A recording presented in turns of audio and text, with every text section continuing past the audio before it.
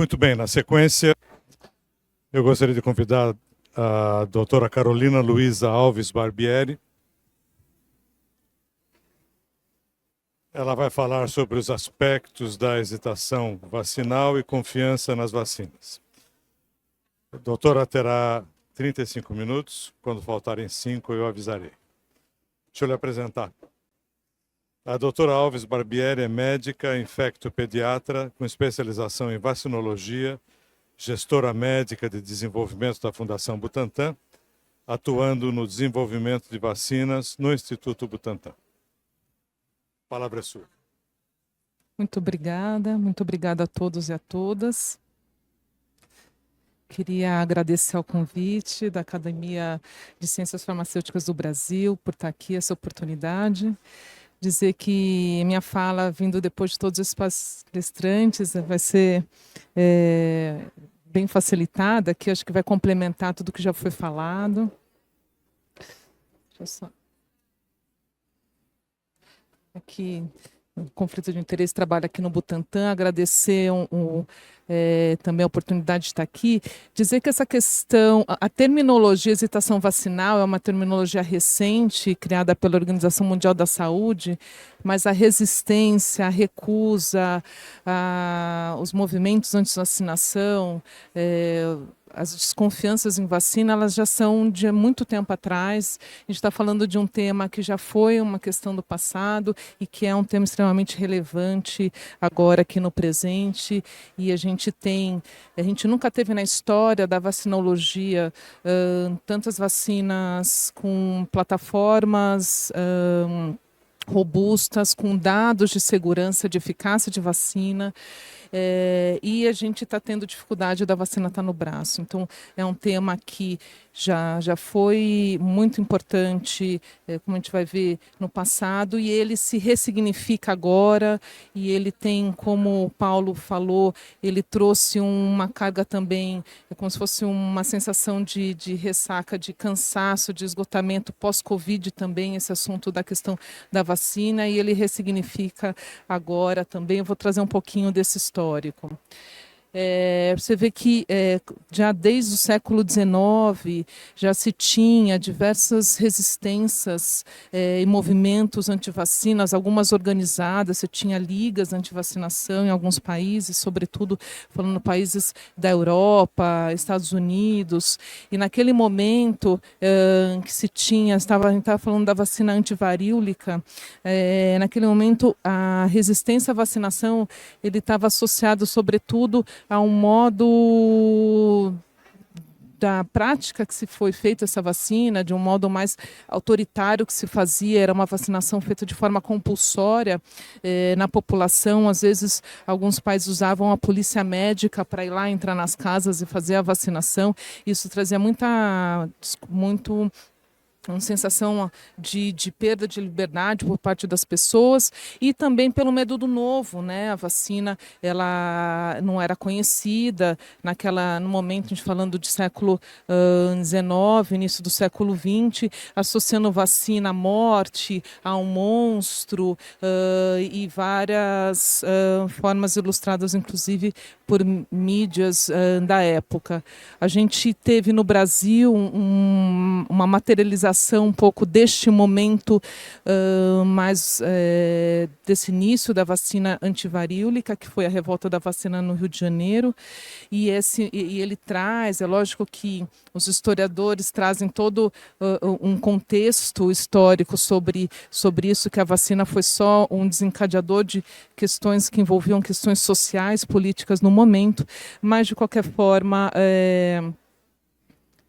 a gente já tem na história já resistências antivacinas no passado e neste momento, sobretudo relacionando ao que isso poderia fazer mal ou a questão mais de autoritarismo da forma de vacinar ou o medo do novo.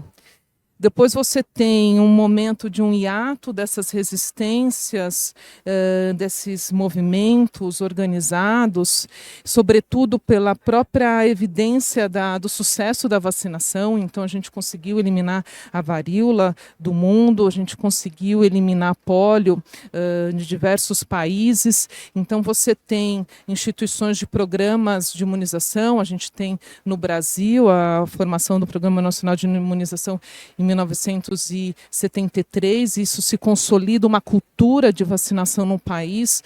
Então, você tem um certo... ao contrário daquela resistência no passado, uma construção de uma cultura de vacinação. E aí, nos países do norte global, novamente, aqui começa na Inglaterra, esse movimento ele ressurge no final de 1990, com um artigo que foi depois identificado como fraudulento, em que associou que um grupo de crianças que tomou a vacina do sarampo com inflamação intestinal e autismo. Esse estudo foi fraudulento, ele selecionou casos enviesados, as crianças já tinham doenças neurológicas prévias, só que ele foi devastador para a Inglaterra e diversos países, Estados Unidos, da Europa, da Austrália, em que mães deixaram de se vacinar e mesmo com todas as evidências científicas, estudos, o mundo inteiro com estudos mostrando países que tomavam vacina sarampo, cachumba, rubéola não tinha mais riscos de transtorno do espectro autista ou doença neurológica, diversas evidências científicas mostrando que, na verdade, há o que a gente até falou anteriormente, é uma correlação mais temporal, onde que os primeiros sintomas do espectro autista começam a partir de um ano e meio, que coincide com a vacina do sarampo, cachumba, é mais uma correlação de temporalidade, não de relação causal, mas isso já fez um estrago e isso aumentou muito, ressurgiu, reacendeu alguns movimentos anti-vacinação, sobretudo em países da Europa. E o que chegou nos anos 2000 e o que começa a acontecer e se tornar esse fenômeno um fenômeno que sai de países de alta renda e se torna um fenômeno global. Tanto o próprio sucesso dos programas de imunização, Paulo falou um pouco disso, que aí muda a percepção de risco e benefício tanto da vacina quanto das doenças, quanto também a própria forma de comunicação, onde esses grupos isolados, seja as crenças sobre grupos de pais ou grupos contrários, que eram grupos fechados, isolados, que não tinham influência na confiança e nos programas de imunização consolidados, começam a ter uma comunicação via internet que se torna onipresente numa disseminação sem precedentes. Isso tem um impacto gigante, como a gente está vivendo agora. Aqui, falando um pouco do que Paulo já falou anteriormente, uma coisa que quando ele falou isso é natural, tem um próprio ciclo de vida da confiança da vacina. Então, quando eu estou no momento, e isso a gente presenciou muito recentemente com a Covid, se eu estou no momento em que eu só vejo a doença, eu tenho medo da doença, eu quero me vacinar, então há uma grande procura e você tem um aumento da cobertura vacinal e você enxerga que aumentando a cobertura vacinal eu adoeço menos, tem menos morte, menos hospitalização, menos complicação. Então você tem uma boa aceitação da vacina, né? A geração de pais agora, diferente, por exemplo, da geração dos meus pais, dos meus avós, que viam a doença, eles viam pólio, viam coqueluche, eles iam no posto vacinar porque eles viam a doença. A geração de pais agora não vê essas doenças imunopreveníveis porque tem vacinação. Eles não vendo, eles têm uma percepção, há uma perda de confiança porque eles não têm a visibilidade da doença. E o que eles enxergam aqui? Uma maior visibilidade de eventos adversos da vacina. E isso faz com que há uma distorção da percepção de risco e benefício da vacina, e aí você tem uma perda de confiança, e é onde cai a cobertura vacinal, e é o que a gente está enfrentando, por exemplo, com sarampo, retorno de sarampo, queda de cobertura vacinal, e um esforço aí enorme do Ministério da Saúde para resgate dessas coberturas, né? Aqui são definições clássicas da Organização Mundial da Saúde, então ela define a hesitação vacinal como o atraso ou recusa de vacinar, eu tendo a vacina, então não é uma questão específica de acesso, apesar do acesso ser uma coisa importante na hesitação, se eu vou no posto não tem, eu tenho dificuldade, isso é complicado, eu diminuo a aceitação da vacina, mas é a questão da recusa ou a desconfiança da vacina na presença de disponibilidade da vacina. Mais recentemente, em 22, o Ministério da Saúde, ele traz uma conotação mais comportamental na hesitação vacinal, que é um estado de motivacional, de estar em conflito com a questão da vacinação, que tem a ver com a sua intenção ou vontade de se vacinar. De qualquer forma, da definição, o que foi importante é que saiu do que se tinha no passado, de uma polaridade da questão da vacina. A gente sai do binário, do pró e contra, do antivax e o provax, e traz a questão de forma complexa como ela é, porque a pessoa ela pode ser uma pessoa que é a favor da vacina, foi vacinada como criança, mas tem um medo.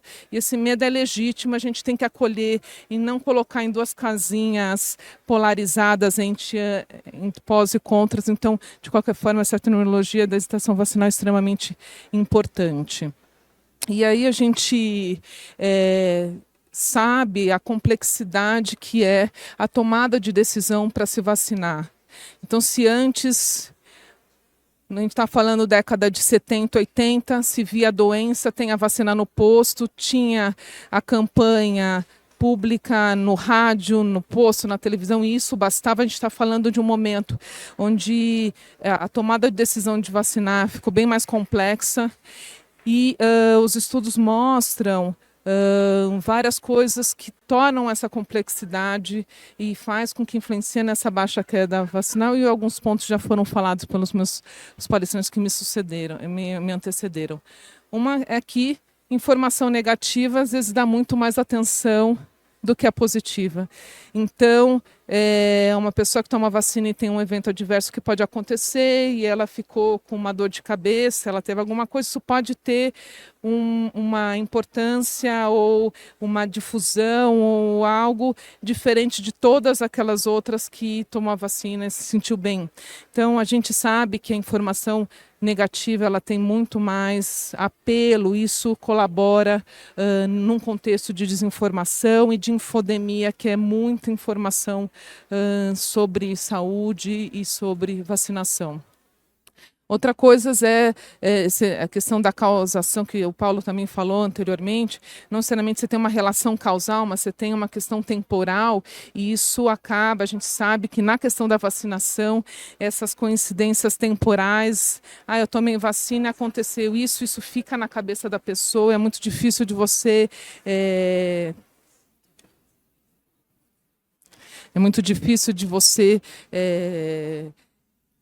mesmo não tendo uma relação de causalidade, a temporalidade, as coincidências temporais, isso é algo que influencia muito na hesitação, né?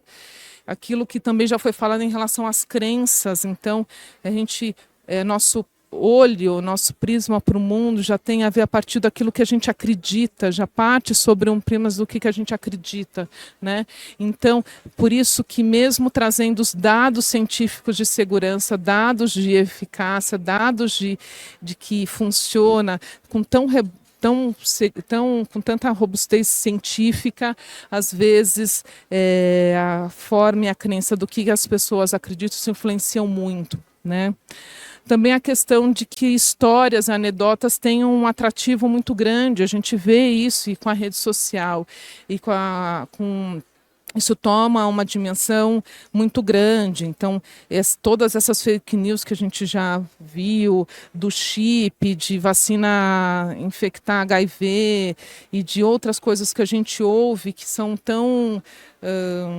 que soa gritante, assim, mesmo não tem nenhuma plausibilidade, isso às vezes tem uma atração muito maior do que dados científicos. Você falar que a vacina ela tem 70% de eficácia, isso não tem tanta atrativo. E a questão que eu queria falar agora, que já foi falado, mais é a questão subjetiva. A gente trabalha, que a gente vem, né, a academia farmacêutica, ela vem de uma base científica. A gente está aqui, tem muitos profissionais de saúde que vêm na sua formação à base científica, mas a gente está falando de um assunto onde que a tomada de decisão por vacinar, ela é muito mais, e isso se está mais claro agora, muito mais pelo coração do que pela razão.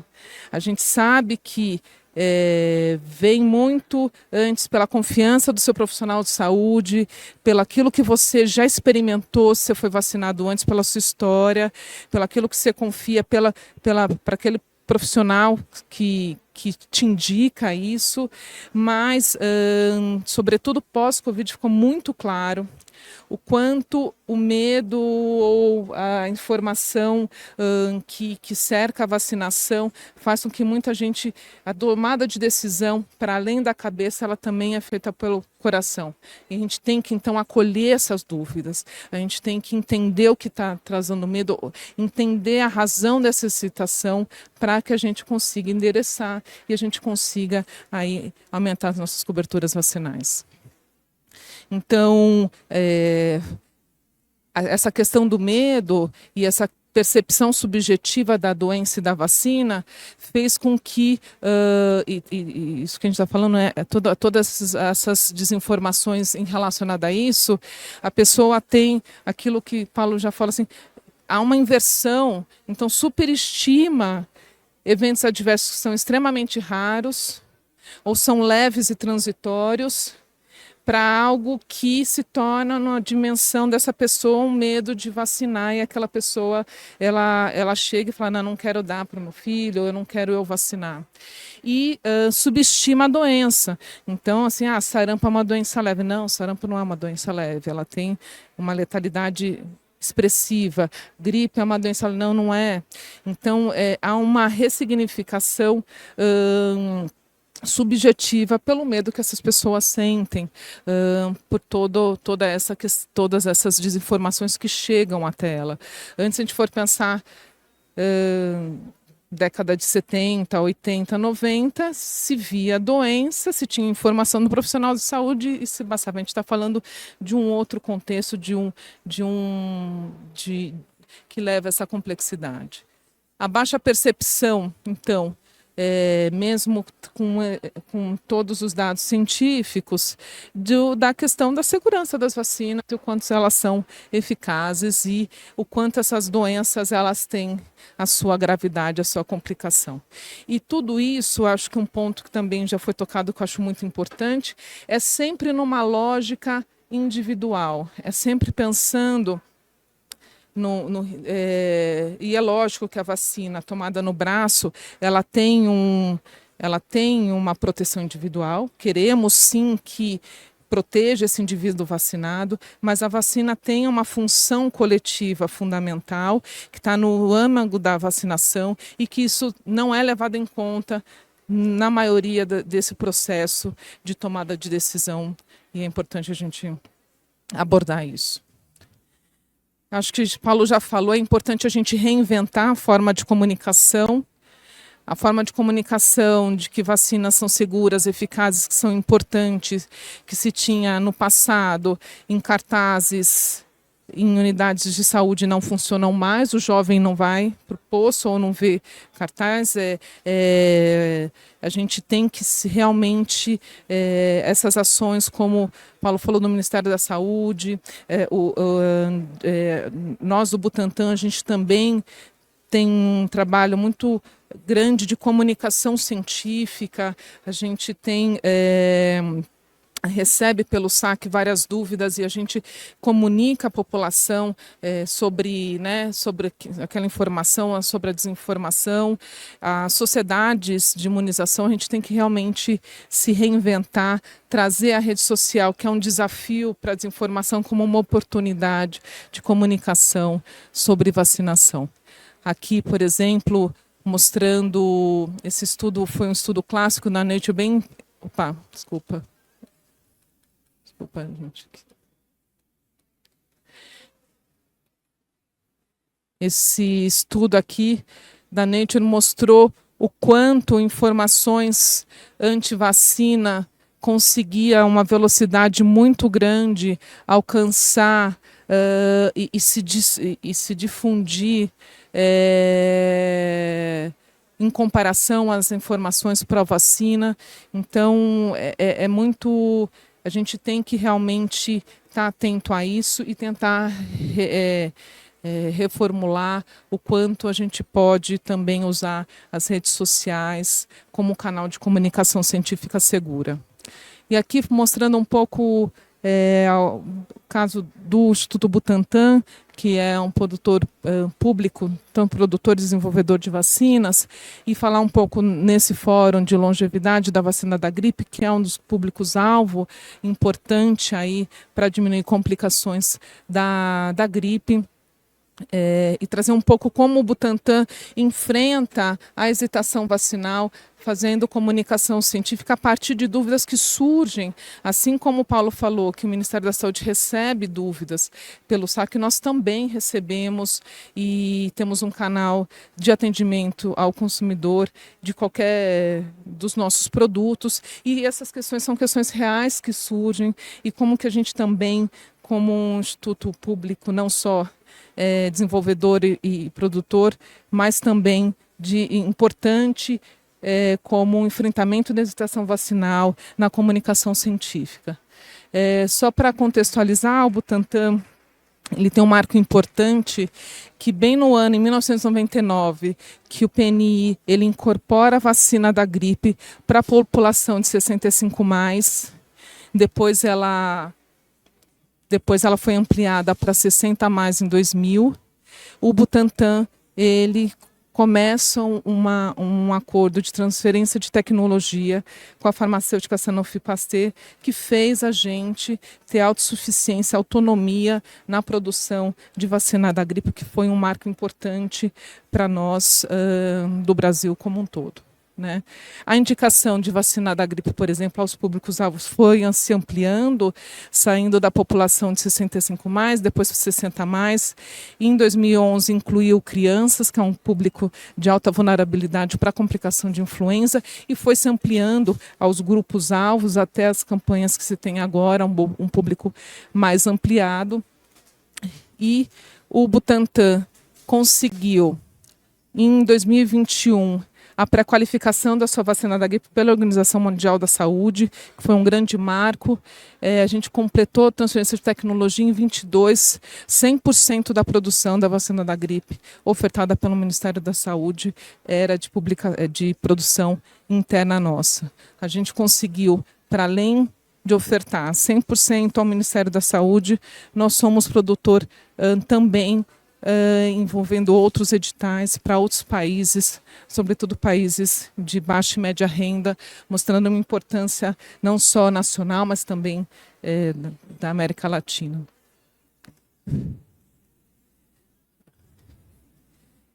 E a campanha da vacinação também envolve, teve uma produção diferenciada do Ministério da Saúde de uma campanha diferenciada da vacina da gripe para a região norte, porque o vírus chegava lá antes, e a gente também, como um produtor parceiro, a gente conseguiu fornecer vacinas para a região norte diferenciada. Eu estou falando isso porque as dúvidas que chegam relacionadas à vacina da gripe para a gente enfrentar, por exemplo, a hesitação.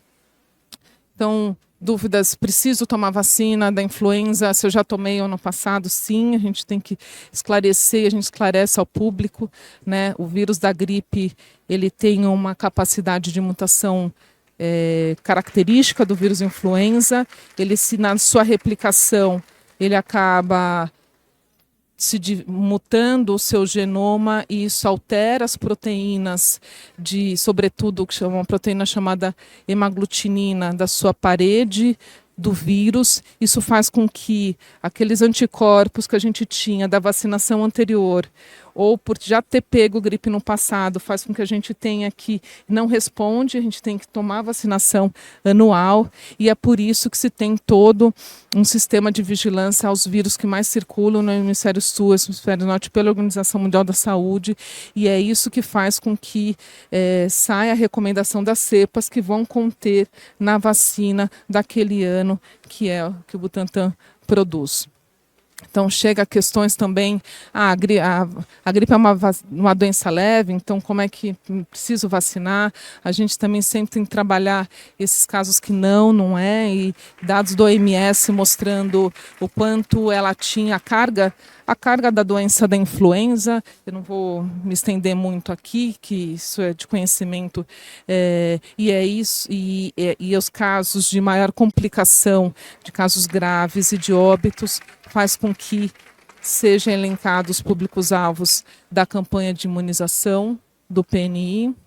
E a gente sabe, isso também o Dr. Roberto falou na fala dele, que para além do vírus influenza já ter os próprios casos característicos de doença respiratória e as complicações disso, o que eles traz é um efeito dominó na pessoa, sobretudo nos 60+, que tem a imunossenescência e o processo de inflamação crônica, como já foi falado também pelas meninas, que é também a descompensação de quadros de doença cardiovascular e doença de base dessa pessoa.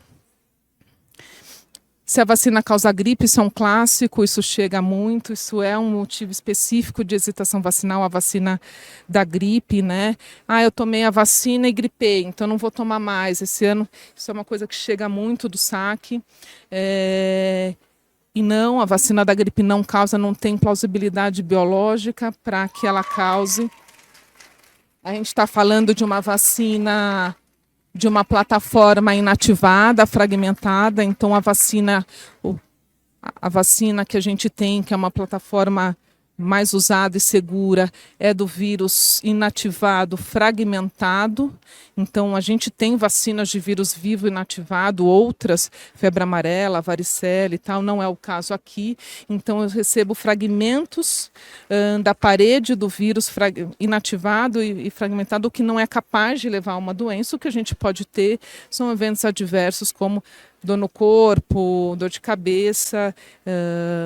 E por que pode a pessoa tomar e ter tido uma gripe, um pouco que o Roberto já falou? A gente tem a vacina, ela chega no início do outono e inverno, que é onde aumenta os quadros de doença respiratória.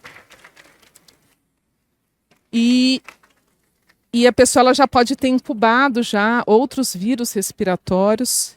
Normalmente já estão circulando outros. Então, o vírus sincicial respiratório foi muito falado aqui hoje, para influenza, rinovírus, e a pessoa ela toma a vacina da gripe, ela tem um quadro, alguma síndrome gripal, respiratória, e aquela coincidência, aquela relação temporal muito clássica da vacina, né? A gente sabe os dados de segurança, tanto que a gente faz de vigilância do Butantan, quanto de dados científicos, a vacina é extremamente segura, né? E dados, assim, o que pode levar, a maioria dos eventos adversos são leves e transitórios.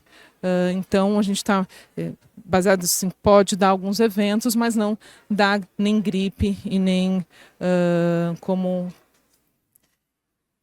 Dúvidas chegam também a questão se a vacina causa infarto, se for muito pós-Covid, sobretudo os casos que tiveram de miocardite, e aí a gente também abordando isso não, né? A gente sabe justamente ao contrário, o Roberto trouxe um pouco disso, que o vírus influenza, ele é um trigger para desencadear descompensação cardiovascular, tem um aumento de infarto e derrame, acidente vascular cerebral pós-influenza. A influenza ela leva um processo inflamatório dentro do vaso, tanto nas coronárias quanto nos vasos cerebrais, e isso pode levar, isso já comprovado, de pós-influenza. E a gente sabe, ao contrário, muita evidência científica que a vacinação da influenza ela tem uma proteção, por exemplo, ao infarto de miocárdio, que se equipara a outras medidas de prevenção de doença cardiovascular, como parar o cigarro, o uso de estatina para quem tem colesterol alto, ou o uso de antihipertensivo. Então, o impacto da vacina da gripe para a prevenção de doença cardiovascular, a gente fala muito pouco sobre isso. Então, a gente fica nessa questão da hesitação vacinal, por exemplo, é só uma gripezinha, a gente está falando para além da gripe. E a gente está falando...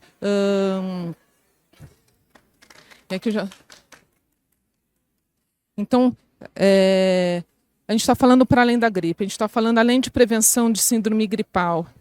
A vacina da gripe ela tem uma importância para complicação da influenza, sobretudo nesse público de hoje, que é de 60 a mais, tanto de síndrome respiratória aguda grave, internações pelo quadros respiratórios, complicações secundárias, como pneumonias, infecções bacterianas secundárias, descompensação de doença de base, diminuição de doença cardiovascular, como a gente está falando, mas a gente tem também eventos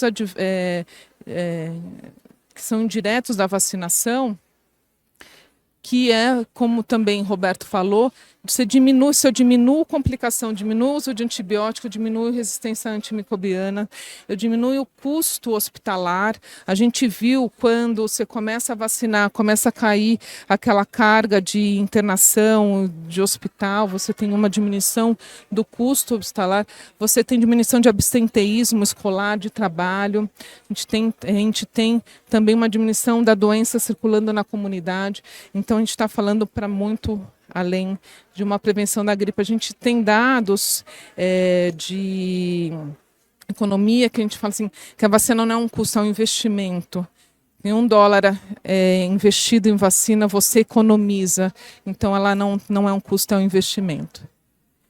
E aqui, só para finalizar, é a função coletiva da vacina, que eu acho que é importante a gente reforçar em um fórum desse para falar, que para além de toda essa proteção que a gente fala individual, ela tem uma função coletiva muito importante. Se eu pego uma pessoa com a doença num local com baixa cobertura vacinal, a doença se dissemina. Se eu tenho uma pessoa doente com alta cobertura vacinal, essa doença ela protege ela protege a comunidade e ela protege a população vulnerável.